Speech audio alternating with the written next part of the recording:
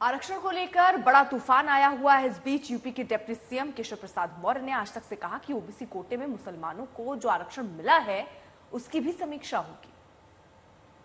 2024 का चुनाव बिल्कुल आखिरी चरण में है और उत्तर प्रदेश की अब 13 सीटें बची हैं। पूरा फोकस पूर्वांचल में है। प्रधानमंत्री की सीट वाराणसी में इस वक्त बीजेपी के सभी दिग्गज नेता मौजूद हैं। इस वक्त हमारे साथ हैं deputy CM Keshav Prasad Maurya. Sir, स्वागत है आपका। धन्यवाद।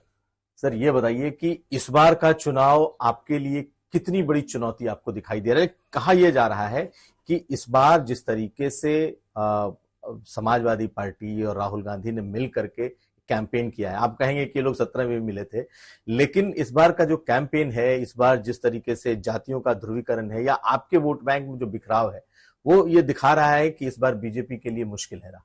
देखिए, ना हमारे वोट बैंक में बिखराव है और ना तो सपा कांग्रेस के गठबंधन का कोई असर है।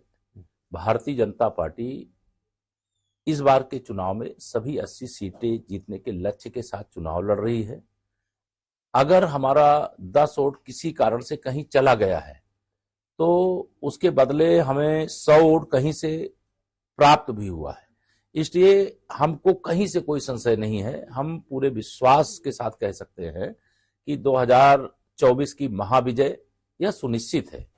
चाहे पश्चिम हो, चाहे पूरब हो, चाहे मध्य का क्षेत्र हो, सपा और कांग्रेस के गठबंधन ने दुष्प्रचार करने की कोशिश की, अफवाह फैलाने की कोशिश की, फर्जी पीडीए की चर्चा किया, जो परिवार डेवलपमेंट अथॉरिटी के रूप में काम करता है, उसको पिछड़ा दलित अल्पसंख्यक बताने की कोशिश की। कहीं लोकतंत्र को खतरा तो कहीं संविधान को खतरा बता करके दुष्प्रचार करने का काम किया। जिसकी सरकार के समय बिना पैसा रिश्वत दिए नौकरी नहीं मिलती थी, बिना जाति देखे हुए नौकरी नहीं मिलती थी।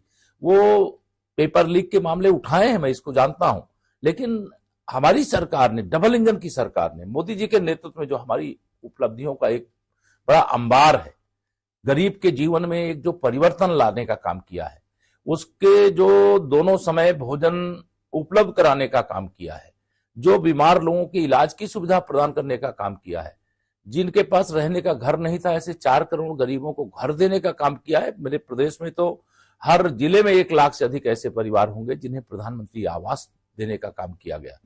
सपा कांग्रेस के गठबंधन की हवा जो वो बताने की कोशिश करेंगे वो 4 जून तक, जब तक वोट की गिनती नहीं होती है, लेकिन वोट की गिनती के बाद खोदा पहाड़ निकली चुहिया।